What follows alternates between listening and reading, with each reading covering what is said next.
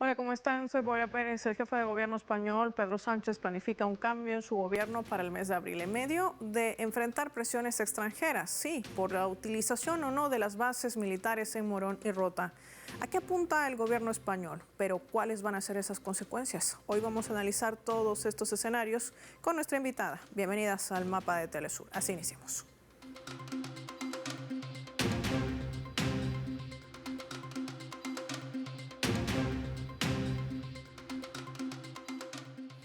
Por esta razón, les proponemos desplegar nuestro mapa y revisar algunos datos económicos. ¿Cómo está el país ibérico? Vamos a desplegar nuestro mapa mundi, vamos a identificar con los colores de su bandera España, un país situado en el suroeste de Europa, alberga más de 49 millones de habitantes. La economía española registraba un crecimiento de 2.8% durante el 2025. Esto le habría permitido la creación de 567.200 nuevos puestos de trabajo, pero eleva el número de afiliados de seguridad social hasta 21.6 millones. A pesar de este crecimiento y la creación de algunos empleos, la tasa de desempleo sigue en incremento, 9.8 en tan solo los primeros meses de este 2026. Se necesitan aproximadamente más de 30.000 millones de euros en inversiones. Un crecimiento producto de importaciones, dice el gobierno, donde destaca ser el puerto más importante para la llegada de gas que proviene de Estados Unidos. Por ello, el socio comercial importante. Los salarios en España tienen aproximadamente 2 décadas absolutamente estancados, producto de la crisis general del 2008, también el 2019, lo que ha sido calificando al país como el cuarto peor desempeño, mientras que su inflación se ubica ya en 2.3 en enero de este 2026. Una deuda pública que asciende al 103% de su Producto Interno Bruto, y para vivir en España se estima que entre 1.200 euros y 1.800 euros mensuales sería como lo básico, dependiendo si reside en ciudades claves o metropolitanas como Madrid u otras. Hay que decir también que esto forma parte de lo que impacta también en medio de una presión social. El gobierno prorrogaba la suspensión de desahucios para hogares vulnerables hasta finales de este año. Sin embargo, las desigualdades aún se sienten. En medio de todo este escenario, parece que el gobierno de Pedro Sánchez prepara una crisis. Pero ¿apuntaba a qué? ¿Un cambio de gabinete simplemente, de una estructura política y en medio de escenarios internacionales como la guerra en Asia Occidental? De todo esto hablamos con nuestra invitada.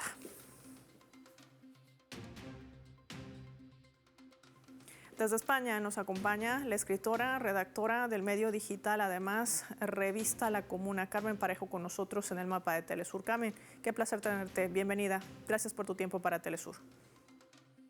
Muchas gracias por la invitación. Carmen, empecemos paso a paso para poder entender no solamente la diatriba, si vale el término, del jefe de gobierno español Pedro Sánchez, sino sobre todo lo que marca también desde su política interna hasta su política exterior. El primer camino. Sánchez anuncia un cambio de gobierno, una remodelación, así lo ha determinado para el mes de abril. ¿A qué está apuntando el jefe de gobierno? Bueno, hay que tener en cuenta varios elementos. En primer lugar, que Sánchez acostumbra, o sea, es parte de su estilo, a hacer remodelaciones de gobierno cuando él considera que tiene que iniciar un cambio de etapa.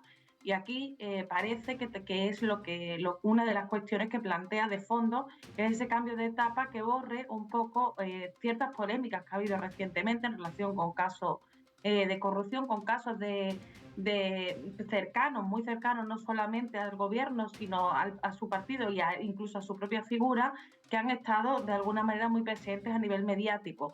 E igualmente, esos datos que se estaban presentando, que has presentado inicialmente, generan esta sensación, una macroeconomía que parece que funciona, pero que no repercute a nivel social y que también crea una sensación como de estafa por parte de la sociedad. O sea, esa inflación que crece mientras no crecen los salarios o crecen muy poco, al final es una bajada de salario general, sigue habiendo un problema profundo de vivienda, sigue habiendo esa situación. Pero creo que sobre todo está detrás de la cuestión de las distintas polémicas, de las polémicas que han atravesado esta última fase del gobierno de Sánchez y que de alguna manera él quiere como poner un punto final a esa fase e iniciar otra. Y otro elemento clave también que hay que tener en cuenta sería, esto es más o menos lo que se dice o lo que distintos analistas señalan, sería la presencia, la cercanía de las elecciones en Andalucía en junio de este año, donde muy probablemente el PSOE presente a María Jesús Montero, que es la ministra de Hacienda del Gobierno, que es una mano derecha del Gobierno de Sánchez, que ha tenido mucha visibilidad dentro de ese Gobierno y que es una apuesta del gabinete de Sánchez para recuperar lo que era un feudo histórico, que era Andalucía, del Partido Socialista, y que ya lleva dos legislaturas que ha perdido esas elecciones y que las ha ganado el Partido Popular y que necesita, digamos, recuperarlo para darle pulmón al propio Partido Socialista. Entonces yo creo que hay dos escenarios que son la cuestión de ese cambio de ciclo, que es algo muy habitual en Sánchez, la cuestión de que necesita ese cambio de ciclo para romper con lo que ha ocurrido hasta ahora, y también el escenario de las elecciones andaluzas y de reforzar con ello al propio Partido Socialista. Y en medio de este escenario de elecciones también sale a la luz la controversia, no solamente mediática, sino los enfrentamientos que ha generado Sánchez. Ya nos dice nuestra invitada Carmen Parejo, cuando se avecinan además ciertos escenarios que de alguna manera tratan de ser desmarcados por el jefe de gobierno. La OTAN, el 5% del Producto Interno Bruto que se le ha exigido en reuniones, pero también de manera directa por el propio presidente Trump, algo que España decía que no iba a aceptar. Y por otro lado, el cuestionamiento, hablando de elecciones, del propio CEO de esta plataforma X, Elon Musk, cuando Sánchez decía que se iba de alguna manera reducir el ingreso o acceso a estas plataformas digitales a menores de 16 años. ¿Qué representan estos movimientos dentro de la política española para que nos puedas explicar y nosotros podamos entender? Bueno, en primer lugar, respecto de los más, yo creo que es importante que aunque hubo esa situación de tensión entre Musk y Trump, que salió y que fue muy amplificada además, hay que decir que las empresas de Musk siguen siendo unas empresas fundamentales para el complejo militar industrial estadounidense, tienen muchos contratos y lo hemos visto en distintos escenarios cómo funcionan como parte de la estructura de presión del Estado estadounidense, independientemente de cómo sean sus relaciones con Trump. Esto yo creo que es muy importante porque a veces parece que son actores autónomos cuando realmente al final tienen una estrategia compartida. Por otra parte, en efecto, Sánchez ha intentado mostrar una política internacional un tanto autónoma, sobre todo en relación a la figura de Donald Trump, no tanto un cuestionamiento profundo ni de Estados Unidos, ni de la OTAN, ni por supuesto de lo que significa ser un país del centro imperialista, por muy subordinado que esté, eso no lo ha hecho nunca, pero sí que se ha de alguna manera erigido como el que se enfrenta a Trump. Después sobre la mesa, cuando más allá de las declaraciones vemos que con respecto a lo del 5% había una cláusula que decía que simplemente iban a ser más flexibles a la hora de que se incrementase ese aumento del gasto. Por lo tanto, tampoco es cierto que hayan rechazado de pleno tal y como lo habían presentado. También lo hemos visto con el caso de Palestina. Sánchez anunció muchas medidas teóricamente dirigidas a enfrentar el genocidio en Gaza, pero que después no se han después no se han aplicado, después simplemente se ha quedado en una cuestión declarativa. Y ahora, recientemente, ha sido en relación con lo de las bases, con respecto al uso de las bases estadounidenses en territorio español, que de nuevo también estamos todos esperando a ver que si eso se concreta realmente en algo tangible o de nuevo es una cuestión declarativa. A Sánchez le beneficia esa posición internacional de enfrentamiento con Donald Trump. Donald Trump evidentemente es una figura que genera rechazo a nivel internacional por sus políticas agresivas, por su perfil neofascista reaccionario, por muchos elementos, y eso quieras que no, a Sánchez le está sacando rédito, incluido para conseguir el apoyo de sectores de la población española, de sectores de la izquierda de la población española, de partidos políticos a la izquierda del Partido Socialista que el PSOE necesita para poder garantizar el funcionamiento de su gobierno, aparte de los que están dentro del gobierno, también, por ejemplo, partidos independentistas de izquierda. Entonces, de alguna manera, esa posición a erigirse como el gran enemigo de Trump a nivel internacional, sobre todo si no tiene coste, sobre todo si después no tienes que aplicar lo que dices, le está beneficiando y le beneficia para reconciliarse con una parte de la sociedad española que evidentemente rechaza el imperialismo, rechaza la OTAN, condena el genocidio en Gaza, condena la agresión contra Irán y demás. Y esto además nos ayuda a entender de alguna manera, Carmen, cómo se utilizan estas plataformas digitales. Volviendo al punto de Elon Musk, él mismo parece que hacía una confesión de parte y decía, lo que pasa es que el jefe de gobierno español quiere utilizar esto para de alguna manera hacer retroceder a las derechas, golpear a las derechas. Pero esto también te genera ese otro escenario del que tanto o poco se habla, ¿cierto? La manipulación de información que de alguna manera también trata de distorsionar no solamente las realidades, sino distorsionar lo que al final el elector va a decidir en las urnas.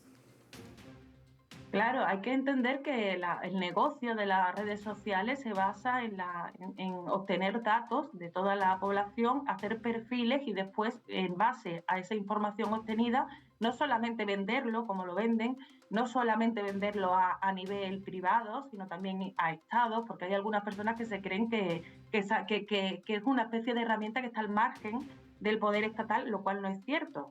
Pero bueno, independientemente de eso, esa información que se utiliza igualmente para revertir cuáles son los posicionamientos y conseguir con eso unos matices de opinión en relación a distintos conflictos. Lo hemos visto de manera continuada, aparte del uso de bots, del uso de otro tipo de mecanismos. Igualmente hay una cuestión del algoritmo. El propio algoritmo de las redes sociales se basa en obtener mayor rendimiento cuando hay algún tipo de conflicto, cuando hay mayores reacciones y demás. Entonces, en ese sentido, la extrema derecha lo tiene muy fácil, porque la extrema derecha tiende a la polémica, porque tienden a reivindicarse como una suerte de malas personas. Eso, quieras que no, va a generar reacciones y, por lo tanto, es todo un mecanismo que está favoreciendo ese escenario internacional de extrema derechización en el que está inserto Elon Musk y muchos otros, pero que yo creo que realmente la medida de Sánchez en relación a los menores es una medida de protección a la infancia y a la juventud, más allá de todo esto. O sea, realmente no van a dejar de estar influidos por las modas de la sociedad, probablemente sigan entrando en redes sociales de manera ilegal, como ya hacen los menores de 14 años, que antes era hasta esa edad. Y realmente lo único que se ve aquí es una necesidad de polemizar y sobre todo de transmitir una idea muy errónea, que es que las redes sociales son espacios neutrales, que no son espacios que tienen dueños con unos intereses determinados y que tienen dueños con alianzas concretas con estados determinados, como es el caso de Musk y de tantos otros. Me gustaría profundizar este tema, sobre todo cuando el mundo está viendo televisado, hay que decirlo así, los horrores de una guerra nuevamente desatada en esta región de Asia Occidental, emprendida por Estados Unidos e Israel bajo el objetivo del control del petróleo y sus rutas. ¿Qué papel va a jugar la Unión Europea? ¿Qué representa la instalación de bases militares? De esto y más hablamos al regreso. Le pido a Carmen que se mantenga en línea con nosotros. Hacemos una pausa, no sin antes compartirles nuestra escala.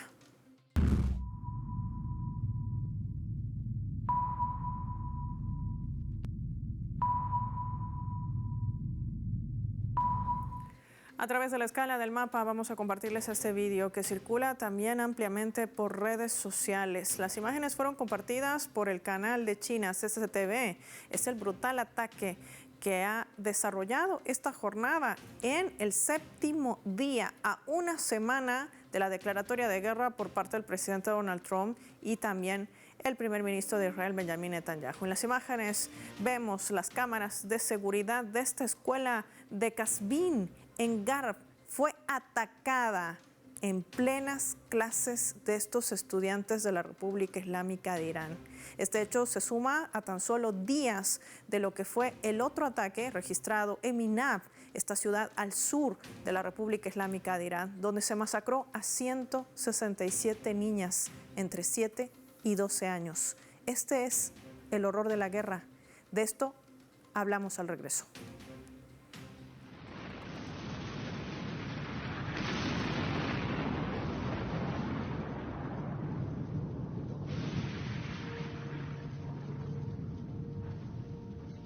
صدای اون انفجاری که یه طرف صدای جیغ بچه‌ها اصلا نمیدونستن چه کار کنن، کجا برن، هر کدومشون یه طرف میدویدن.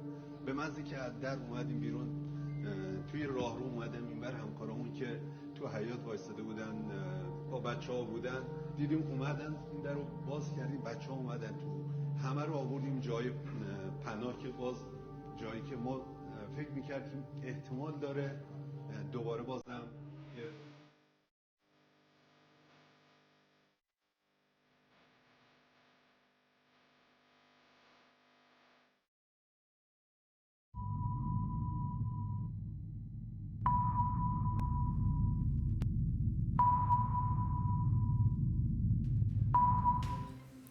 Vamos a sumar otro elemento para el análisis a través de la fotografía. En sus pantallas, imágenes de la base naval de Rota junto a la de Morón. Ambas constituyen puntos estratégicos cruciales en el sur de España por su ubicación en la bahía de Cádiz. Esto facilita el control y proyección de las fuerzas hacia el Atlántico y también hacia el Mediterráneo. Estados Unidos mantiene una presencia también coordinada con España, hay que decir. Prácticamente la coordinan, pero quien tendría la última decisión es el jefe de gobierno si se utiliza o no. Son instalaciones que desde hace más de 70 años están siendo utilizadas como una plataforma fundamental para el despliegue naval, operaciones logísticas y sobre todo el posicionamiento de unidades claves para la seguridad regional y transatlántica. Esto incluye el resguardo de la flota y el apoyo a misiones de la OTAN.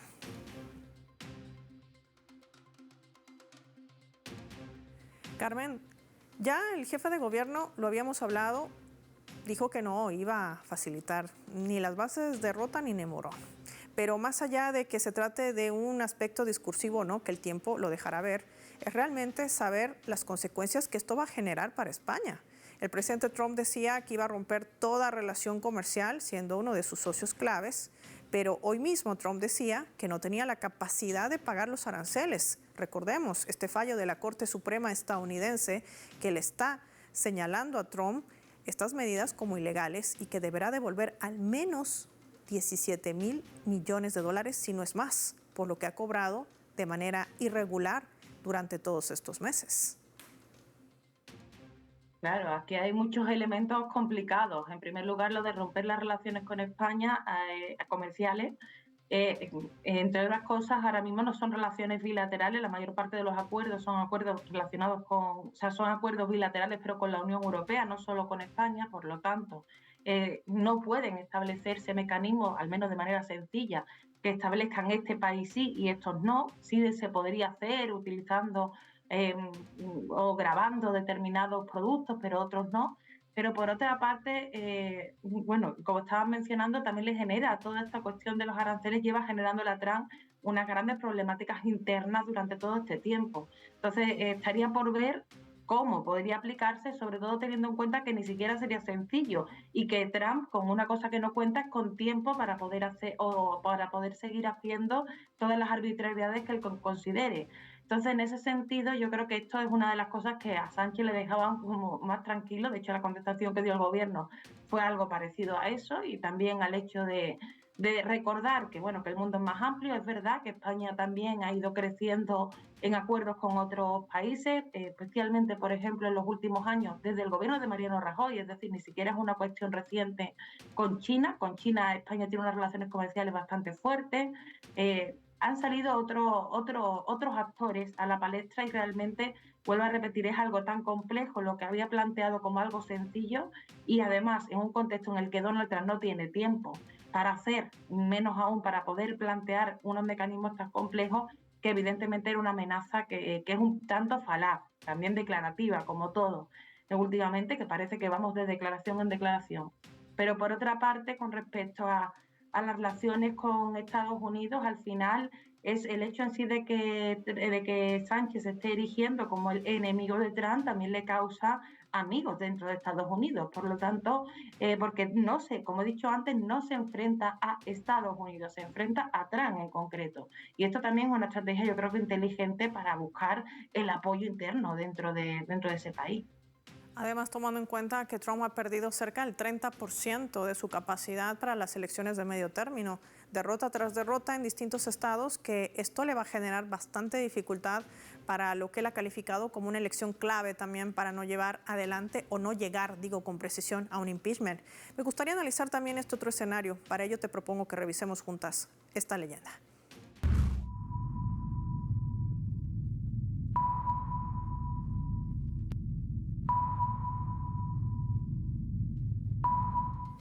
Dmitry Medvedev, vicepresidente del Consejo de Seguridad de la Federación de Rusia, posteaba eso a través de su cuenta en la red social X. Los países del Golfo Pérsico permitieron la entrada de bases estadounidenses a su territorio. Ingenuamente, esperaban protección de ellas, ni hablar. Estados Unidos simplemente las usa, mientras protege solo a un país, el suyo, claro. Piensen detenidamente, dice Medvedev en este mensaje. si realmente necesitan bases estadounidenses. No son protección, son una amenaza. Carmen, este es un tema del cual hemos venido conversando a lo largo de distintos programas. Estados Unidos es la potencia nuclear que más bases militares en el mundo ha desplegado. Asia Occidental ha sido parte de ello, una región que además no ha podido controlar, forma parte del despliegue de su estrategia de esta guerra declarada en medio de negociaciones con Irán, y que además nos ayuda a entender la peligrosidad de una estrategia de seguridad en el hemisferio. Recordemos que Kristi Noem, quien era su secretaria de seguridad, destituida, hoy pasará a ser parte de una estrategia en la región de América Latina para garantizar, y lo voy a entrecomillar, la seguridad.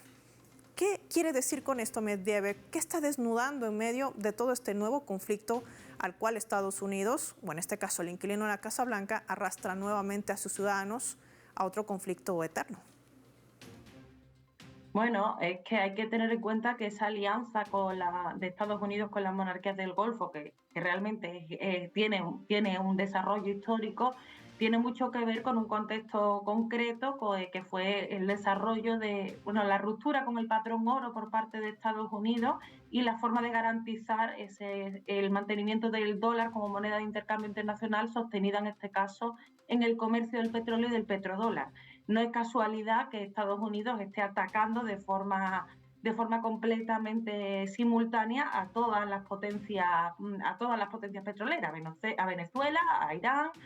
Quiere generar ese conflicto dentro del Golfo Pérsico. No se trata tanto ni siquiera de dominar los estados, sino sobre todo de dominar el mercado del petróleo para garantizar este sostenimiento. Y entonces, efectivamente, lo que le ofrecía a Estados Unidos a esos países del Golfo, a esas monarquías que además rompen un poco con lo que era una tradición anticolonial, sino que al revés, han mantenido unas estructuras especialmente, antidemocráticas por completo, lo cual también es muy llamativo para las propagandas que después se marcan, pero sobre todo esas monarquías que podían peligrar su propia existencia, era eso: nosotros os damos seguridad, a cambio vosotros nos garantizáis que se mantenga este sistema de petrodólar. Y entonces yo creo que Medvedev hace relación a esto, pero al final lo que ha ocurrido es que Estados Unidos es el elemento de los últimos, por lo menos de los últimos más de 50 años, el elemento que más daño ha hecho en toda la región de Asia Occidental, que más enemigos ha ido creando, tanto dentro de los países que no son aliados de Estados Unidos como de los que sí lo son. O sea, las propias poblaciones, se veía cómo destruían una de las bases, creo que era en Bahrein, y la población de allí lo celebraba. Hay que tener en cuenta que también están esas contradicciones internas de esos regímenes donde, por cierto, son los únicos donde no pudieron triunfar las revoluciones árabes, casualmente, pero que es donde más falta hacía, porque son regímenes, como he dicho, teocráticos y terribles, pero de verdad. Entonces, en ese sentido, esta ha sido la relación que ha habido entre unos y otros. Veremos a ver qué factura le pasa también toda esta situación a esas monarquías del Golfo con respecto a sus propias poblaciones, porque uno de los elementos le pasa lo mismo que a la entidad sionista. Uno de los elementos era esa seguridad, que estamos tranquilos, pese a que en la región no. Cuando ya la seguridad no está clara, no es su lugar seguro, ya es todavía más difícil sostener determinados regímenes. Entonces, bueno, sí, efectivamente creo que que es muy acertado el planteamiento de Medvedev, pero que además efectivamente constata que esta historia, que han empezado de una manera como la que han empezado, de una manera que no se sabe hacia dónde puede llegar, tiene muchos finales abiertos, y uno también es una transformación radical del espacio, precisamente porque la seguridad que más les preocupa, que es mantener esos regímenes, también pueda estar en cuestión, porque su propio pueblo se lo exija, vamos. Y eso también se ha visto reflejado en estos 7 días, la población de la República Islámica de Irán en las calles, pero respaldando a la Guardia Revolucionaria y al gobierno, mientras el Consejo va eligiendo lo que ha señalado también el propio canciller Abbas Araghchi, el reemplazo que ya está definido para no detener la paralización del gobierno ni del país en medio de un contraataque, de una ofensiva que lleva adelante también Irán en medio de este ataque ilegal que emprende Estados Unidos e Israel. Carmen, qué gusto y qué placer conversar contigo para poder entender todos estos movimientos que hacen a la política europea, sobre todo ibérica, en medio de un contexto geopolítico que está en pleno desarrollo. Gracias por tu tiempo para el Mapa de Telesur.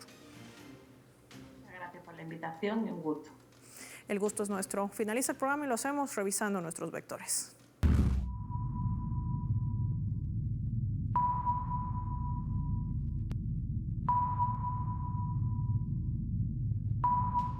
Nuestro radar en el mapa hoy nos refleja las 3 claves sobre este tema. España está midiendo su seguridad. Hablemos del país ibérico.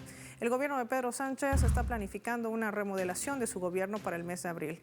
Lo hizo antes y esto le permitiría crear un superministerio de Economía en medio de una caída de los ingresos en una nación que enfrenta también fuertes roces políticos internos, sobre todo por las elecciones en Andalucía. Algo clave que podría determinar quizás el sustento de la hoy narrativa. 2, presión.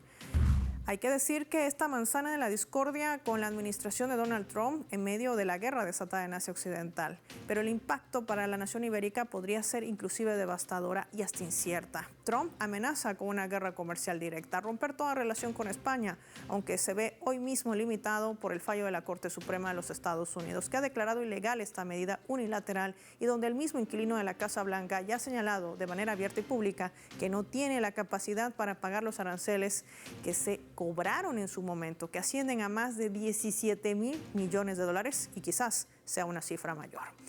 Punto 3, las bases. En este nuevo conflicto bélico iniciado por Estados Unidos e Israel en medio del desarrollo de negociaciones con Irán, revelan algunos puntos claves, entre ellos la vulnerabilidad del derecho internacional, pero también las implicaciones de permitir a una potencia nuclear como Estados Unidos instalar bases militares en la región, llámese Asia Occidental, o lo que él ha planificado, una nueva hoja de ruta de protección de seguridad en el hemisferio. Forma parte de un corolario. ¿Qué implicaciones podría tener? Quizás esto encienda las alertas del mundo en medio del desarrollo de una guerra que sigue cobrando a las principales víctimas. Hablamos de civiles. Soy Paola Pérez y nos vemos en otra edición del Mapa.